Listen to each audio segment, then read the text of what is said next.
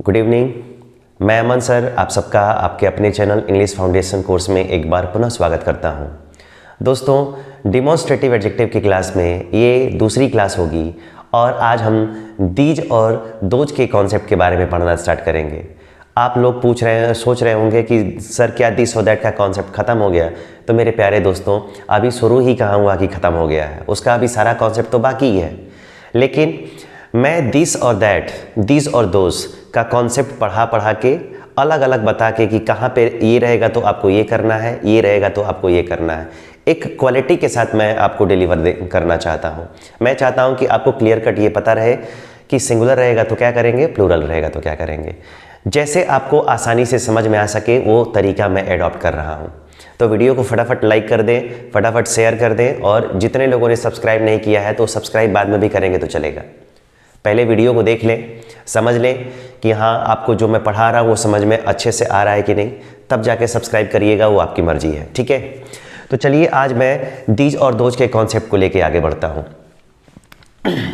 दोस्तों, यहाँ पे सबसे पहले मैं आपको बता दूँ कि यहाँ पे लिखने वाला हूँ मैं दीज और यहाँ पे मैं लिखने वाला हूँ दोज। अब ज़रा ये ध्यान में रखिएगा, दीज और दोज, दिस का प्लूरल होता है दीज और दैट का प्लूरल होता है दोज।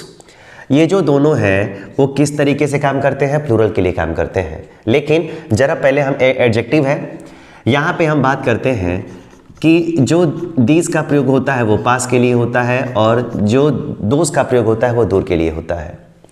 पास की दो या अधिक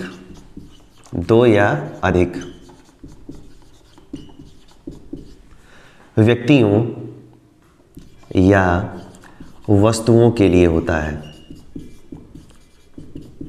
वस्तुओं के लिए होता है।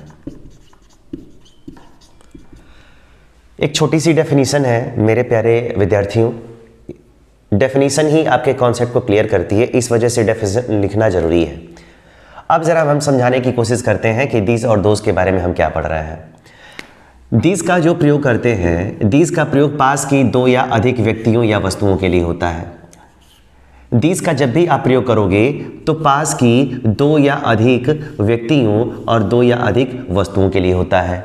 जबकि दोज का प्रयोग करेंगे तो दोज का प्रयोग दूर की दो या उससे अधिक व्यक्तियों और वस्तुओं के लिए होता है। किस लिए होता है? क्योंकि दीज और दोज प्लूरल फॉर्म में होते हैं, इस वजह से दीज और दोज के बाद आने वाले जितने भी नाउन्स होंगे उनकी संख्या दो या दो से अधिक ही होनी चाहिए। दीज और दोज के बाद आने वाले जो नाउन होते हैं वो हमेशा लाइफ टाइम प्लूरल फॉर्म में ही रहते हैं। ठीक है, इसके कॉन्सेप्ट को एक एक करके हम बात करेंगे। लेकिन दीज का भी प्रयोग प्लूरल के लिए होता है, दीज का प्रयोग भी प्लूरल के लिए होता है, दोज का प्रयोग भी प्लूरल के लिए होता है। फिर आप पूछेंगे कि दीज और दोज में डिफरेंस क्या है, कहाँ पे हम दीज का प्रयोग करेंगे, कहाँ पे हम दोज का प्रयोग करेंगे। तो आप जहाँ चाहे वहाँ पे दीज और दोज का प्रयोग कर दो, कोई दिक्कत नहीं है। बस दिक्कत इतनी है कि जहाँ पे दीज का यूज़ हुआ रहेगा वहाँ पे आपको समझना होगा कि जो भी व्यक्ति अथवा वस्तु के लिए उसका इस्तेमाल किया गया है वो आपके करीब होगा, वो आपके पास होगा, वो आपके नियर होगा, नियरेस्ट होगा। लेकिन जब भी दोज का इस्तेमाल हुआ रहेगा तो आपको ये समझना होगा कि जिस व्यक्ति वस्तु के लिए दोज का इस्तेमाल किया गया है वो व्यक्ति और वस्तु आपसे दूर होगा। बस यही दीज और दोज में क्या है, फ़र्क है। इसलिए डेफिनेशन में लिखा गया है कि दीज का जो प्रयोग होता है पास की दो या अधिक व्यक्तियों अथवा वस्तुओं के लिए होता है, जबकि दोज का प्रयोग दूर की दो या अधिक व्यक्तियों अथवा वस्तुओं के लिए होता है। क्लियर है? और अब क्लियर है तो ज़रा मैं इसके पहलू पे चलता हूँ कि ये कैसे काम करेगा। दोस्तों, सबसे पहला और इम्पॉर्टेंट जो फैक्टर है वो मैं बता रहा हूँ।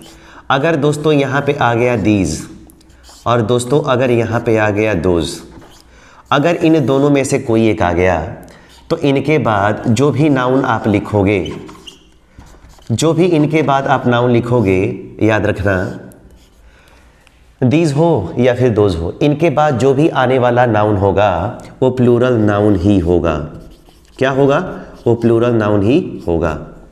प्लूरल नाउन होगा नहीं, मैं उस पर प्रेशर दे के बोल रहा हूँ कि दीज और दोज जहाँ पे आएगा, चाहे वो सब्जेक्टिव फॉर्म में आए, चाहे वो ऑब्जेक्टिव फॉर्म में आए, चाहे वो कॉम्प्लीमेंट के फॉर्म में आए, जिस फॉर्म में आएगा, जहाँ पे आएगा, इंग्लिश की किसी भी लाइन में अगर दीज और दोज आ गए तो इसके बाद आने वाले जितने भी नाउन्स रहेंगे वो प्लूरल नाउन ही होगा, वो कभी सिंगुलर नाउन होने वाला नहीं है। और अगर प्लूरल नाउन होगा तो इसके साथ जो ऑक्सिलरी वर्ब हम लगाने वाले हैं, इसके साथ जो दोस्तों अगर हम ऑक्सिलरी वर्ब लगाएंगे, वो जो ऑक्सिलरी वर्ब होगा वो भी किस प्रकार का होगा, वो भी प्लूरल ही होगा। कैसा होगा, वो भी प्लूरल ही होगा। यानी दीज और दोज के साथ कभी आप हेल्पिंग वर्ब सिंगुलर फॉर्म में नहीं लगा सकते हैं, चाहे वो सेंटेंस किसी भी टेंस में हो, याद रखेंगे। इसके बाद अगर मैं अपना की बात करूं तो यहाँ पे आने वाला जेंडर कोई भी हो, वो चाहे यहाँ पे बॉयज़ आया हो, चाहे यहाँ पे गर्ल्स आई हो, चाहे यहाँ पे स्टूडेंट्स, टीचर्स, कुछ भी अगर आया हो, अपना के लिए अगर सेंटेंस में कोई चीज़ इस्तेमाल करनी होगी तो आप किसका इस्तेमाल करेंगे, आप अपना का इस्तेमाल कर देयर के फॉर्म में करेंगे। किसका इस्तेमाल करोगे आप, देयर का इस्तेमाल करोगे। तो ये कॉन्सेप्ट होता है। मैंने कहा कि दीज और दोज के बाद आने वाले जितने भी नाउन्स होते हैं वो सभी के सभी प्लूरल फॉर्म में होंगे, और अगर प्लूरल फॉर्म में होंगे तो इसके साथ आने वाली जो हेल्पिंग वर्ब रहेगी वो लाइफ टाइम प्लूरल। इसके साथ अगर पॉजेसिव केस लगाना होगा तो जेंडर भले ही यहाँ पे कुछ भी हो, आपको अपना के लिए क्या लगाना होगा, देयर का इस्तेमाल करना होगा। यानी एक छोटी सी चीज़ और भी आप सभी याद रखें कि दीज और दोज के साथ आने वाला हर एक वर्ड प्लूरल फॉर्म में ही होना चाहिए। दीज और दोज के साथ आने वाला हर एक वर्ड, हर एक मैं वर्ड बोल रहा हूँ, याद रखिएगा, हर एक वर्ड प्लूरल फॉर्म में ही होना चाहिए। इस बात को आप लोग लिख सकते हैं, क्योंकि टीचर लिखता कम है, बोलता ज़्यादा है। इसीलिए टीचर को क्लासरूम में एकदम कायदे से, इत्मीनान से सुनना चाहिए कि जो बोल रहा है वो बेनिफिशियल है, जो लिख रहा है वो तो बेनिफिशियल है, लेकिन जो बोल रहा है उससे भी ज़्यादा बेनिफिशियल है। ठीक है, चलिए अब ज़रा मैं इसके एग्जाम्पल आपको देना चाहूँगा। एक एक करके मैं एग्जाम्पल यहाँ पे देता हूँ, आप ज़रा समझिए। अगर दोस्तों यहाँ पे मैंने लिख दिया है दीज, उसके बाद आगे BOYS बॉयज़, उसके बाद आगे आर, उसके बाद यहाँ पे दोस्तों मैंने लिख दिया रीडिंग, अपना के लिए दोस्तों मैंने लगा दिया देयर, और उसके बाद आ गया बुक्स।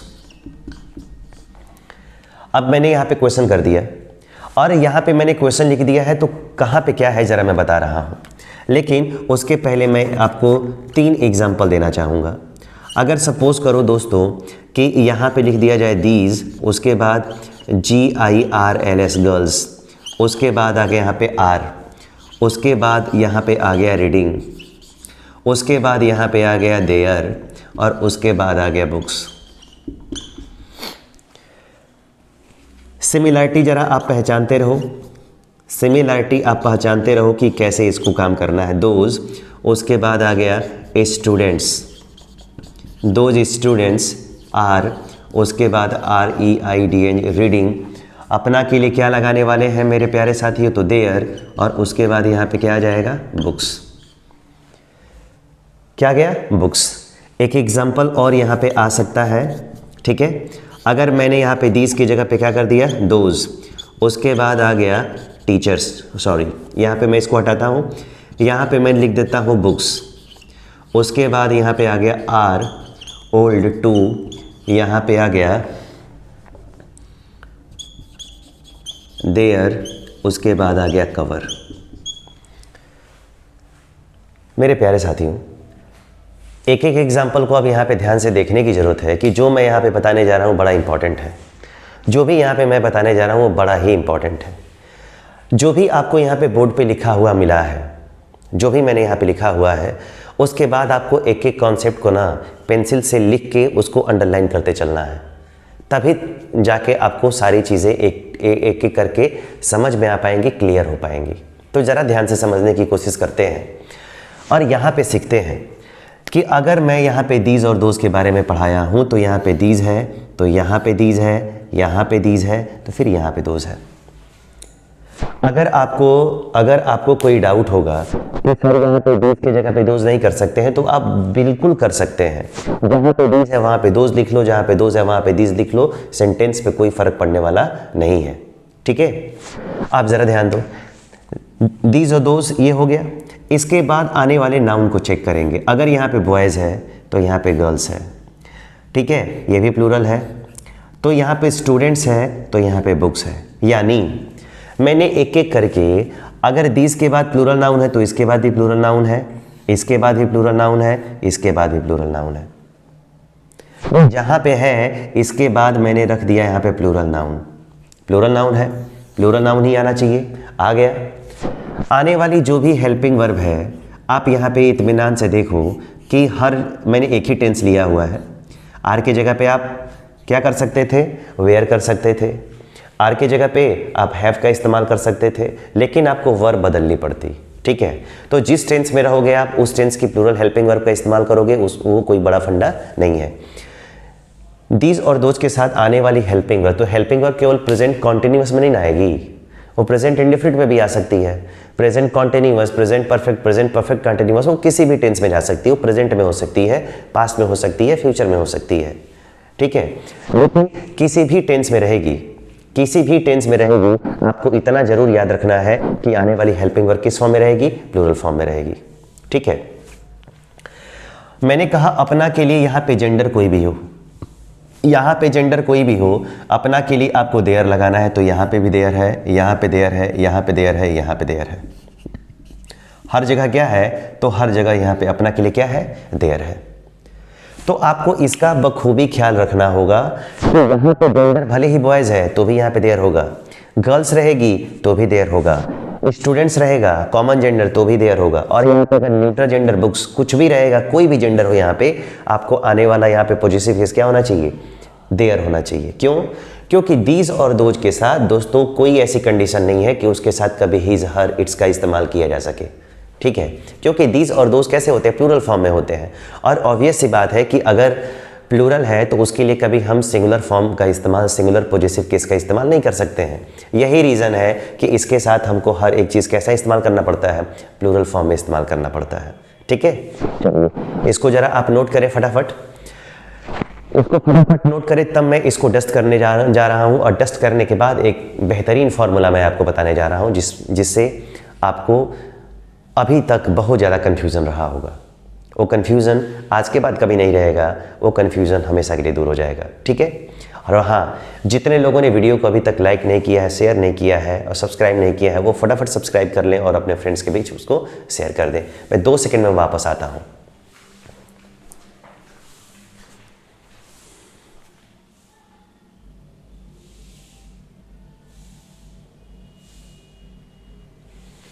हो गया, चलिए अब दोस्तों ज़रा इसको मिटाने का काम किया जाए।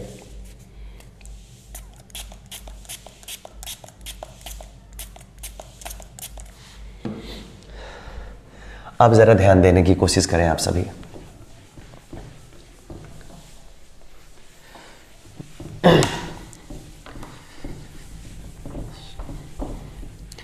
अब जो कॉन्सेप्ट है वो बहुत ही बेहतरीन आने जा रहा है। अब एक एक करके मैं आपको सारी चीज़ें डिलीवर करने जा रहा हूँ।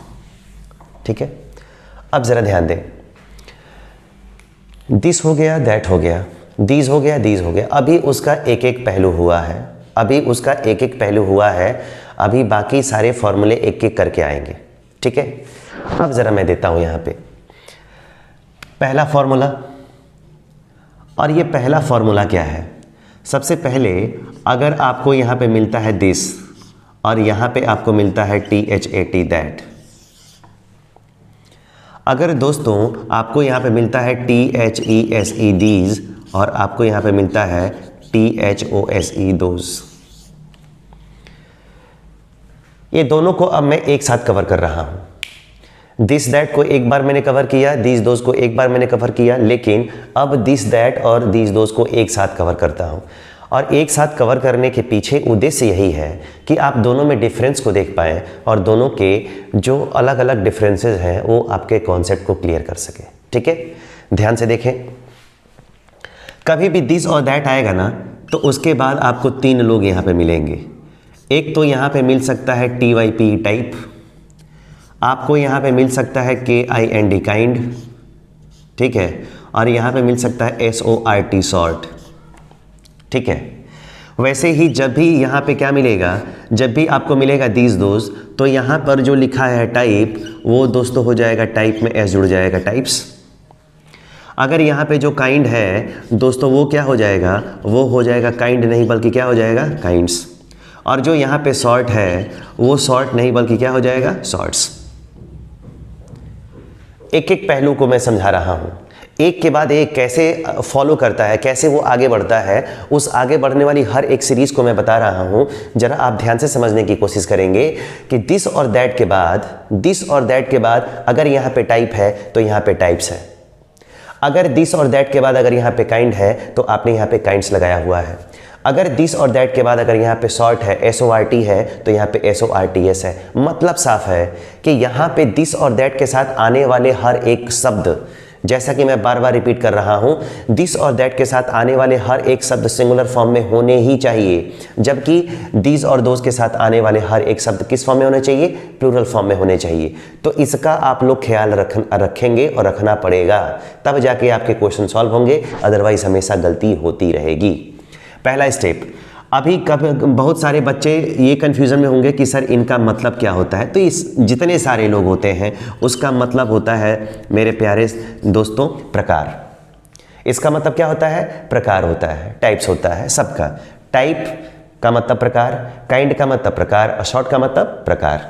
ठीक है, इसके आने के बाद ये आएगा, इसके आने के बाद ये आएगा। अब ज़रा यहाँ पे बात करते हैं कि अब यहाँ पे क्या आएगा। यहाँ पे आएगा ऑफ, तो यहाँ पर भी आएगा ऑफ, कोई डिफरेंस नहीं है। ठीक है, अब ज़रा ध्यान दें, यहाँ पे ऑफ के बाद क्या आएगा, तो ऑफ के बाद आप जब भी यहाँ पे देखोगे तो वो सिंगुलर नाउन ही आएगा। क्या आएगा, वो सिंगुलर नाउन ही आएगा। लेकिन आप यहाँ पर चेक करोगे तो यहाँ पर क्या आएगा, तो यहाँ पे प्लूरल नाउन ही आएगा। क्या आएगा, यहाँ पर प्लूरल नाउन ही आएगा। अब ज़रा आपको यहाँ पे ध्यान देने की ज़रूरत है।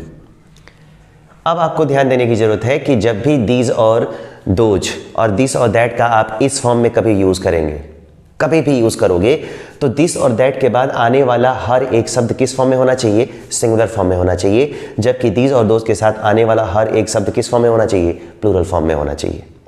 ठीक है, क्या होना चाहिए, प्लूरल फॉर्म में। अगर यहाँ पे मैंने प्लूरल नाउन नहीं लिखा है तो आप यहाँ पे ही जरूर लिख लेना, प्लूरल नाउन ही आएगा। क्या आएगा दोस्तों, यहाँ पे प्लूरल नाउन ही आएगा।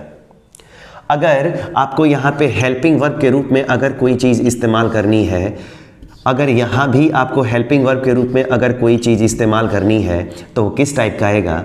अगर ये सिंगुलर है तो मेरे प्यारे विद्यार्थियों आने वाली जो हेल्पिंग वर्ब होगी वो भी किस फॉर्म में रहेगी, सिंगुलर फॉर्म में होगी। और अगर ये सब कुछ प्लूरल हो रहा है तो दीज और दोज के साथ आने वाली हर एक चीज़ भी कैसी होनी चाहिए, प्लूरल होनी चाहिए। ठीक है, तो इसका आप लोग ख्याल रखेंगे कि दीज और दोज के साथ आने वाला हर एक शब्द, चाहे कहीं पे दीज और दोज आपको मिल जाए, वो कभी सिंगुलर नहीं होगा, यानी हमेशा प्लूरल होगा। लेकिन दिस और दैट के साथ आने वाला हर एक शब्द सिंगुलर फॉर्म में होगा, चाहे वो आगे आए, सेंटेंस के पहले आए, या सेंटेंस के लास्ट में आए, या सेंटेंस के वो बीच में आए। एक एक करके मैं एग्जाम्पल देता हूँ, उसको आपको ध्यान से समझना है, कब वो पहले आ सकता है, कब वो बाद में आ सकता है। एक चीज़ और ख्याल रखेंगे कि अगर ये सेंटेंस के पहले आता है तो दिखेगा, तो भी आपको यही फॉर्मूला अडॉप्ट करना है। अगर सेंटेंस के लास्ट में आता है तो दिस और दैट के राइट में ही देखना है, आपको लेफ्ट में देखने की कोई ज़रूरत नहीं है। एक बात और ध्यान से सुनिए आप सभी, मैंने कहा कि अगर ये दोनों फार्मूला आप लोगों ने पढ़ा है तो इस फार्मूले को एक तरीके से याद रखें कि दिस और दैट सेंटेंस में के शुरू में आए तो भी राइट में देखना है, और अगर सेंटेंस के लास्ट में आए तो भी इनके राइट में ही देखना है, आपको लेफ्ट में देखने की कोई आवश्यकता नहीं है। ठीक है, कैसे, जरा मैं इसको एक एक करके समझाता हूँ।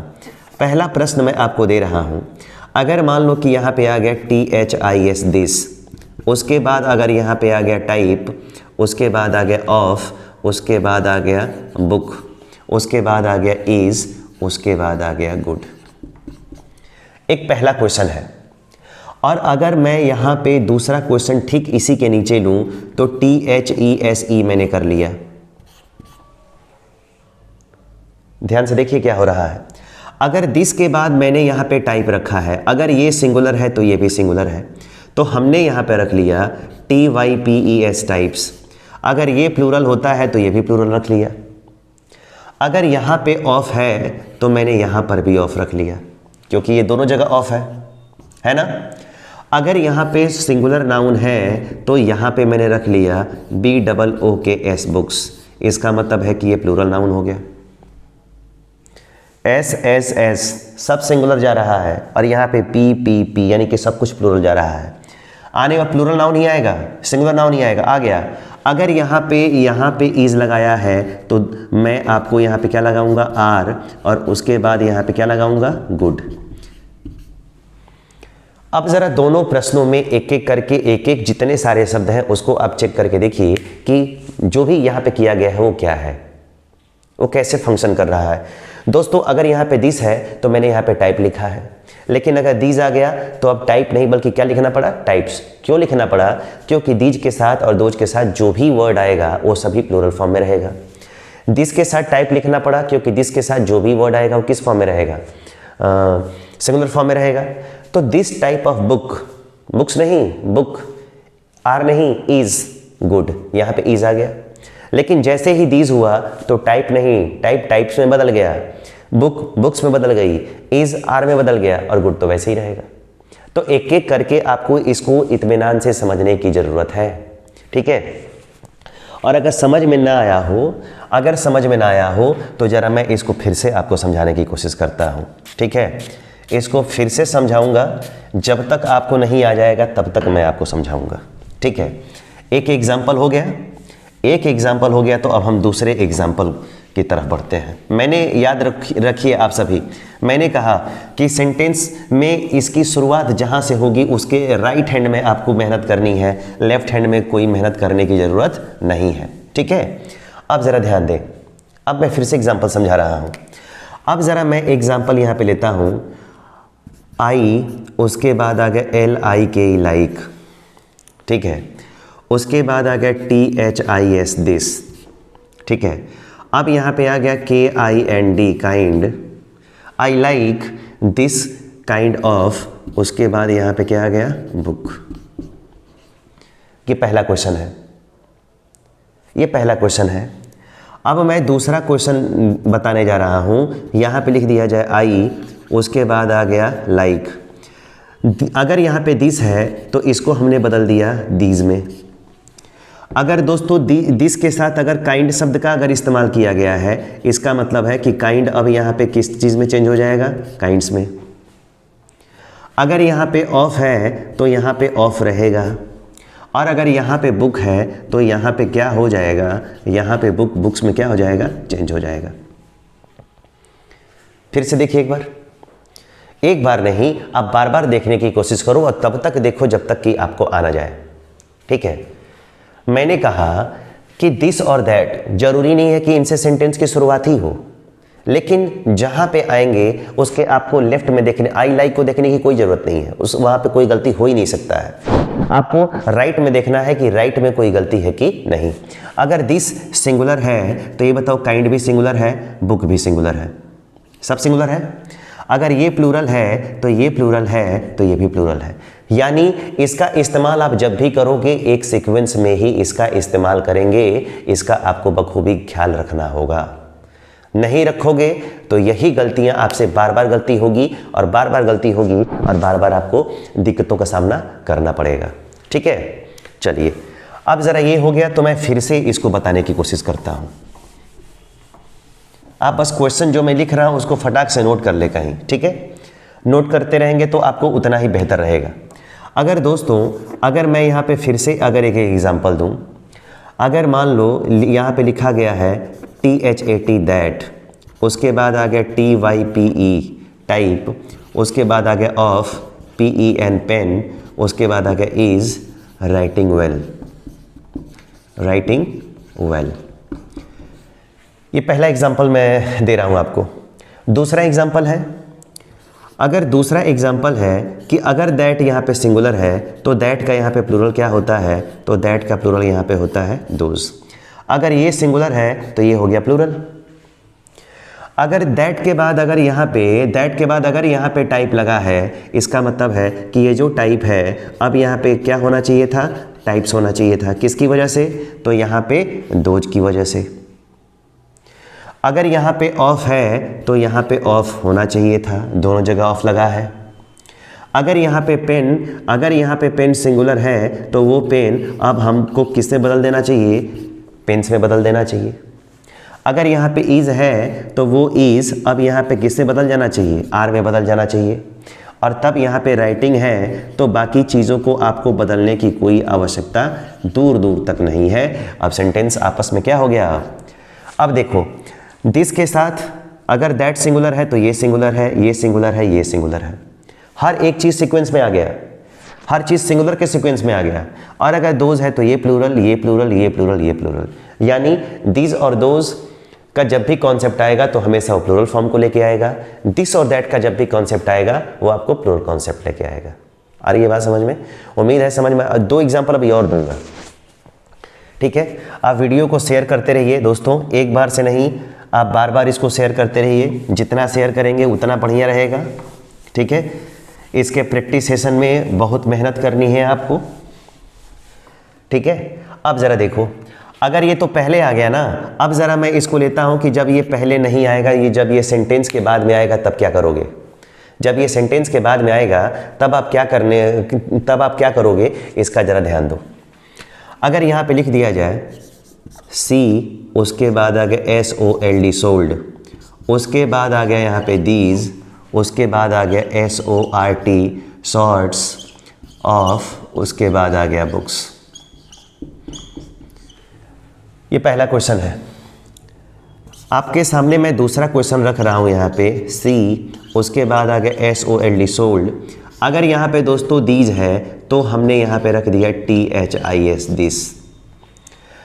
अगर दोस्तों ध्यान से ज़रा देखना, अगर यहाँ पे शॉर्ट्स है तो मैंने यहाँ पे लिख दिया SORT शॉर्ट, ठीक है। ये सिंगुलर है तो ये भी सिंगुलर है। अगर ऑफ है तो ऑफ यहाँ पे रहेगा। और अगर यहाँ पे बुक्स है तो दोस्तों आप यहाँ पे याद रखना, आप यहाँ पे क्या लिखोगे, बुक लिखोगे। इसका मतलब ये भी सिंगुलर है। अगर दिस है, मैंने कहा कि अगर ये जहाँ पे आएंगे उसके आपको राइट में देखना है, आपको लेफ्ट वाले से कोई मतलब नहीं है। अगर यहाँ पे लेफ्ट वाले से कोई मतलब नहीं है तो यहाँ पे सी सोल्ड में कोई खराबी नहीं है। अगर दिस सिंगुलर है तो यहाँ पे शॉर्ट होना चाहिए, अगर ये है तो यहाँ पे बुक होना चाहिए। इसका मतलब ये सीक्वेंस में आ गया, सही हो गया। और अगर यहाँ पे दीज प्लूरल है तो शॉर्ट्स भी प्लूरल होना चाहिए और बुक्स भी प्लूरल होना चाहिए। यानी जब भी आप बात करोगे दिस दैट की तो उसके साथ कभी भी लाइफ में सिंगुलर के साथ ही आपको जाना पड़ेगा।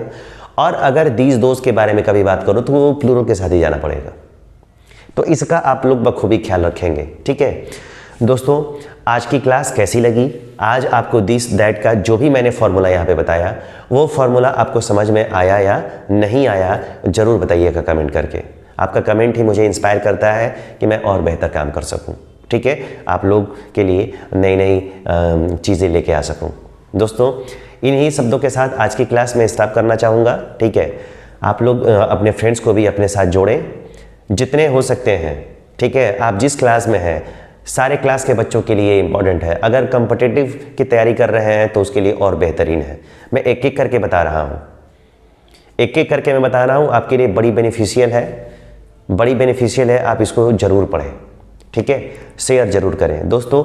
कल मिलेंगे फिर इसी समय, ठीक है, और यहीं पे। तब तक के लिए आप सभी लोगों का बहुत बहुत धन्यवाद। गुड नाइट एंड शुभ रात्रि।